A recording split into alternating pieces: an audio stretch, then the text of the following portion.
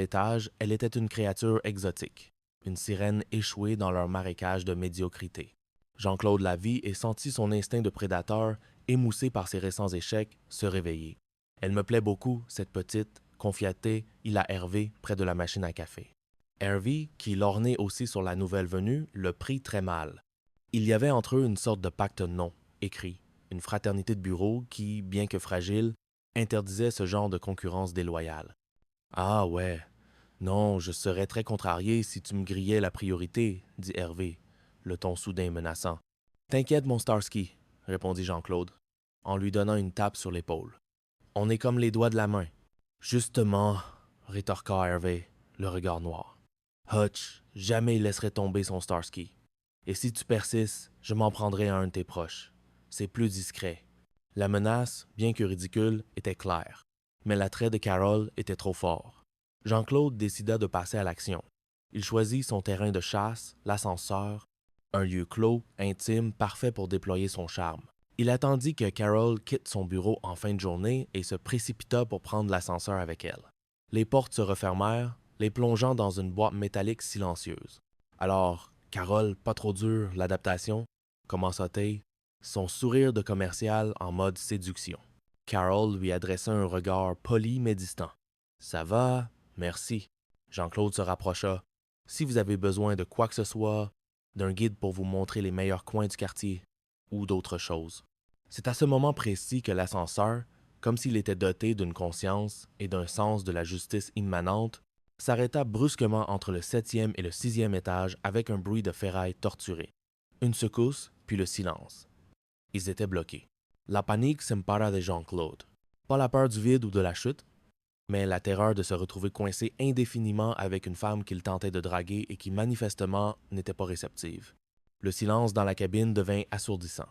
Carol sortit son téléphone, constata l'absence de réseau et appuya calmement sur le bouton d'alarme. Jean-Claude, lui, se mit à suer. Pendant ce temps, Hervé, qui avait assisté à la manœuvre de Jean-Claude, fulminait. Il comprit que l'ascenseur était bloqué. C'était l'occasion rêvée pour sa vengeance. Il se posta devant la porte de l'ascenseur au 7e étage. « Carole !» hurla-t-il pour être sûr qu'elle l'entende. « Carole, ne le coûtez pas. Je vous jure que je n'ai pas d'autres femmes, et encore moins de maladies vénériennes. » Dans la cabine, Carole se tourna vers Jean-Claude, un sourcil arqué. Jean-Claude devint blême. Hervé, encouragé par le silence, continua son œuvre de démolition. « C'est Jean-Claude-là dans l'ascenseur. Oui, une bonne compagnie. Allons, Jean-Claude, espèce de salaud. Je balance toute ta femme, tout sur ton affaire avec Fred. » Chaque mot était un coup de poignard. Hervé, dans son rôle de Hutch Trahey, déballait publiquement tous les secrets, toutes les bassesses de son Starsky infidèle. Des collègues commençaient à s'attrouper dans le couloir, attirés par le spectacle. À l'intérieur, l'ambiance était glaciale. Carole s'était reculée dans un coin, regardant Jean-Claude comme s'il était un insecte particulièrement répugnant. Jean-Claude, lui, était écarlate, anéanti. Son plan de séduction s'était transformé en une séance d'humiliation publique. Quand les techniciens arrivèrent enfin pour débloquer l'ascenseur, 1 heure plus tard, Jean-Claude sortit la tête basse, traversant une haie de regards moqueurs. Il venait de perdre une conquête potentielle, un ami, et le peu de dignité qui lui restait. Hervé, son devoir de vengeance accompli, l'attendait près de la machine à café, un sourire satisfait aux lèvres. « Alors, mon Starsky, on a eu Chowd? » Jean-Claude ne répondit pas. Il savait que cette journée marquerait un tournant. La guerre froide était terminée. La guerre totale venait de commencer. Partie 3, mercredi, crises personnelles et collectives. Chapitre 7. L'antenne de la discorde. Le mercredi fut le jour de la paranoïa collective. La source de l'angoisse n'était ni un chien démoniaque, ni un patron photoshopé, mais une structure métallique anonyme qui avait poussé sur le toit de l'immeuble pendant le week-end, une antenne relais. La rumeur lancée par Jeanne après la lecture d'un article alarmiste dans un magazine de santé alternative se propagea à la vitesse d'un virus. J'ai lu dans l'atmosphère que quand tu es dans un rayon de moins de 300 mètres d'une antenne relais, c'est exactement comme si tu avais la tête dans un four à micro-ondes, annonça-t-elle d'une voix tremblante près de la machine à café. En quelques heures, l'étage fut saisi d'une vague d'hypocondrie. Les gens se plaignaient de migraines soudaines, de vertiges, de bourdonnements d'oreilles. Jean-Claude affirma que ses cheveux frisaient anormalement. Tous les regards se tournèrent vers Hervé. En tant que délégué syndical, la santé et la sécurité des salariés relevaient de sa compétence. Il était leur seul rempart contre les ondes maléfiques.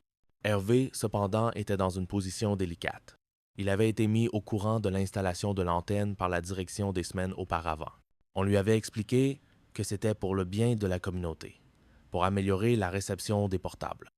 En échange de son silence et de sa coopération, il avait obtenu le financement d'une nouvelle machine à café, qui n'était toujours pas arrivée, et la promesse d'un séminaire syndical à la Baule. Il avait donc menti à tout le monde, prétendant que les travaux sur le toit étaient pour un néon géant. Acculé par ses collègues, il fut contraint de jouer son rôle. Il bomba le torse, prit un air grave et se lança dans une tirade enflammée. « C'est inadmissible, la direction nous a menti. Nous allons invoquer le principe de précaution. » Son activisme était une performance. Intérieurement, il maudissait Jeanne et son magazine. Il devait maintenant monter un dossier, organiser des réunions, affronter la direction, bref, travailler. C'était contraire à tous ses principes. Il organisa une réunion d'information dans l'espace détente. Il utilisa tout le jargon syndical à sa disposition, parlant de lutte, de rapport de force, de mobilisation. Il rédigea une pétition truffée de fautes d'orthographe et la fit circuler. La direction, voyant la grogue monter, convoqua Hervé. Jean-Guy l'accueillit dans son bureau avec un sourire entendu. « Alors Hervé, on fait la révolution? » Hervé tenta de garder une contenance. « La santé des travailleurs n'est pas négociable, Jean-Guy. » Jean-Guy ouvrit un tiroir. « Je comprends. C'est pourquoi nous avons demandé un rapport à un expert indépendant. Il sera nickel, je vous le garantis. » Il fit une pause. « Au fait, pour votre séminaire à la Baule, j'ai réussi à vous obtenir l'hôtel avec vue sur mer. Et j'ai aussi débloqué le budget pour la nouvelle machine à café. Un modèle italien avec broyeur de grains intégré. Le conflit de loyauté d'Hervé dura environ 3 secondes. L'image d'un expresso fraîchement moulu et d'un coucher de soleil sur l'Atlantique était bien plus puissante que celle de ses collègues irradiés. « Je vois, » dit Hervé, le ton soudain plus conciliant. Un syndicalisme moderne se doit d'être pragmatique. Il faut savoir faire confiance aux experts. Il retourna dans l'open space en annonçant une grande victoire. « Camarades, j'ai obtenu de la direction qu'un expert indépendant vienne mesurer le taux d'onde. De plus, pour compenser le stress occasionné, j'ai négocié l'installation d'une nouvelle machine à café haut de gamme. La plupart des gens, plus intéressés par la qualité de leur café que par leur espérance de vie, applaudirent. Jeanne fut la seule à protester. « Mais les experts, on les connaît. C'est les mêmes que ceux qui ont dit qu'on pouvait se promener en famille tranquille sous le tunnel du Mont-Blanc. » Hervé la toisa avec mépris. « T'en fais pas, Jeanne. Toi, ton cerveau, il est immunisé. » La révolte était matée. Hervé avait trahi ses mandants, mais il avait sauvé sa tranquillité et assuré son approvisionnement en caféine. C'était, à ses yeux, une négociation parfaitement réussie. Chapitre 8. Le string de la trahison. L'humiliation publique de Jean-Claude dans l'ascenseur avait eu une conséquence inattendue. Elle avait semé le doute dans l'esprit déjà fertile d'Hervé. La mention de Fred par son ami Hutch enragé avait fait son chemin. Et puis, il y avait ce détail troublant qui le hantait depuis la fête de la boîte, la semaine précédente. Ce soir-là, Fred était rentré tard, prétextant une migraine. Hervé, en cherchant un analgésique dans son portefeuille, avait constaté avec une angoisse sourde qu'il manquait un préservatif. « Il manquait un préservatif dans mon portefeuille », confia Théi à Philippe, son confident improbable, près de la photocopieuse. Philippe, qui était au courant de la liaison, tenta une diversion. C'était peu être pour aider quelqu'un qui était dans le besoin. Et sa culotte qu'elle avait en partant et qu'elle n'avait plus en rentrant, elle la prêtait à quelqu'un qui était dans le besoin, sa culotte aussi, rétorqua Hervé, son esprit logique de syndicaliste reprenant le dessus. La suspicion se transforma en certitude. Fred l'avait trompé, et le coupable ne pouvait être que Jean-Claude. La trahison était double, celle de sa compagne et celle de son pote. Pendant ce temps, Fred et Jean-Claude étaient en mode gestion de crise. Fred, rongé par la culpabilité, paniquait. « Il s'est juste aperçu qu'il manquait une capote dans son portefeuille, » dit-elle à Jean-Claude, la voix blanche. « Et en plus, t'as pas jeté ma culotte? Elle est où? »« Merde, » répondit Jean-Claude. « Je crois que je l'ai oubliée dans ma voiture. Si ma femme tombe sur ton string, je suis pas sûr qu'elle apprécie. »« Il nous faut un plan, » décréta Fred. « Et vite, si Hervé découvre le pot aux roses, ça va mal finir pour toi.